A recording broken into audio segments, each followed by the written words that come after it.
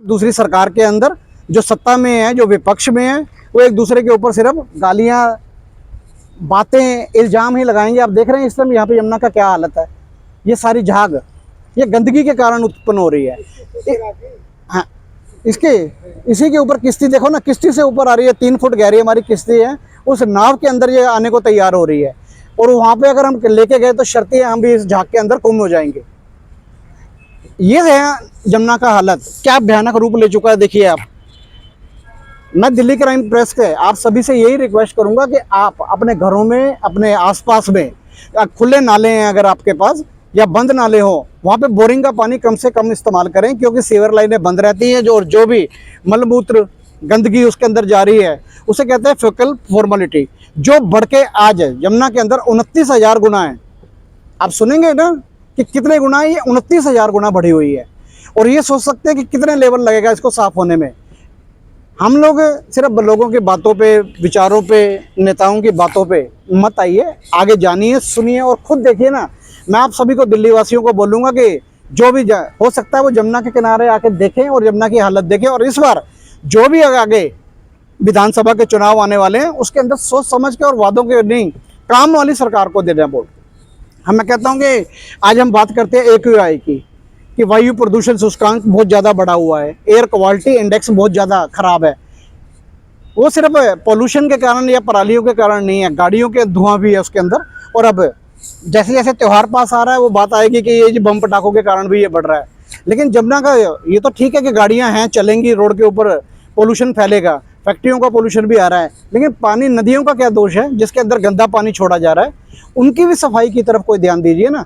हम बातें सुनते हैं कि आगे छठ का पूजा, छठ का त्यौहार होने वाला है, तो मैं उन सब पूर्वांचल भाइयों और बहनों से यही कहना चाहूँगा कि आप यमुना के किनारे या किसी गंदे नाले के किनारे खड़े होके उसमें पूजा ना करिए। अपने घर के आसपास साफ सुथरा कोई खड्डा खोद के उसमें पानी का टैंकर मंगवा के उससे पूजा कर लेना।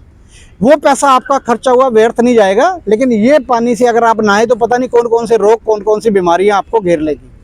अब मतलब सांस लेना दुर्भर हो रहा है हम जिसके अंदर इस टाइम यमुना के अंदर है जो पानी है। अभी तो सिर्फ 2 बैराज के पुल खुले हुए हैं ना, 2 फाटक खुले हुए हैं, और पीछे यमुना का पानी ये आ रहा है तो पता नहीं कितने फिल्टर लगाने के बाद, प्लांट के बाद ये हमारे घरों तक पहुंचता है।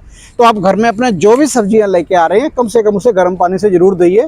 ये सरकारें कुछ नहीं, सिर्फ वोट लेने के बाद आपको 5 साल बाद ही बातें नजर करती हुई नजर आएंगी, चाहे वो कोई भी सरकार हो। एक दोष लगाएगी दूसरे के ऊपर, दूसरी लगाएगी पहले के ऊपर, बस एक दूसरे के ऊपर आरोप प्रत्यारोप रहेंगे। लेकिन खिलवाड़ होता रहेगा जनता से, दिल्ली के साथ सटे इलाकों की जनता से। ये पानी आगे भी तो कहीं जा रहा है, ये तो है नहीं कि ये गुब्बार जो है निकल के यहीं पे रह जाएगा, नहीं, ये आगे भी जा रहा है, कहीं पे आगे जा रहा है, आगरा तक ये। और जो भी इसके किनारे वाले गांव हैं उनका भी अंदर, जिसके बोरिंग है, ट्यूबवेल है, तो ये गंदा पानी जमीन के अंदर समा के उन्हीं के दालों सब्जियों तक पहुँचेगा, जो भी वो फसलें उगा रहे हैं। तो मैं आप सभी से यही कहूँगा कि आप अपने स्वास्थ्य का ख्याल खुद रखिए, सरकारों की नीतियों के ऊपर ना चलिए, और जो भी अपने लिए बेस्ट कर सकते हैं वो कीजिए। देख रहे हैं ना पीछे इतना बड़ा एरिया, और पीछे से पानी यहाँ से आता ही जा रहा है।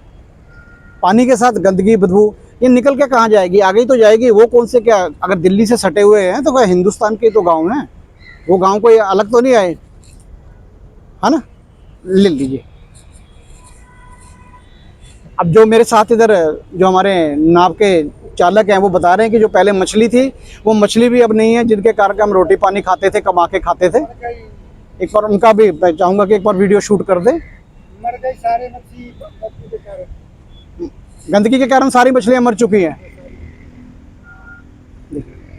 अब इनका मल्लाह का काम ही क्या था कि सिर्फ एक रोजी रोटी का साधन मछलियों के द्वारा ही चलना था, और वो सारी भी ले लीजिए, वापस किनारे की तरफ ले लीजिए। वो जब जीव जो पानी में ही रहते हैं, जब उनको गंदा पानी और स्वच्छ वातावरण नहीं मिलेगा तो वो कब तक जीवित रहेंगे? इतने गंदे पानी के अंदर से सांस लेना भारी हो रहा है। तो उनका कहना है कि ऐसे के अंदर जब इंसान इतना बड़ा सांस नहीं ले पा रहा, वो छोटा सा प्राणी कैसे रह पाएगा जिसका जीवन जले है? अब देख रहे हैं ना सारा, बहुत सारे लोग अभी भी यमुना के अंदर कूड़ा फेंकते जा रहे हैं, कोई हवन की सामग्री फेंक रहा है, कोई पूजा की। उनको कुछ और जगह अगर आप ख़त्म करते हैं तो कम से कम यमुना साफ होने के अंदर कुछ तो आपका योगदान होगा। अपने जो भी आपसे वोट मांगने आए, कम से कम आप दिल्ली के निवासी हैं, तो जमुना के लिए आपका भी एक जमुना जो किनारे पे रहते हैं आप, आपके घरों में भी पानी आता है, तो आप भी उनसे इस जमुना की सफाई के लिए, इसकी स्वच्छता के लिए मांग जरूर करना। मैं इतनी बात कह के अपनी बात बंद करता हूँ और आप सबको भी, सभी को कहूँगा कि एक बार जमुना के किनारे आके इस जीवनदायिनी जमुना का देखना कि जो आज खुद मरने की हालत में पहुंची हुई है। जय हिंद, जय दिल्ली क्राइम।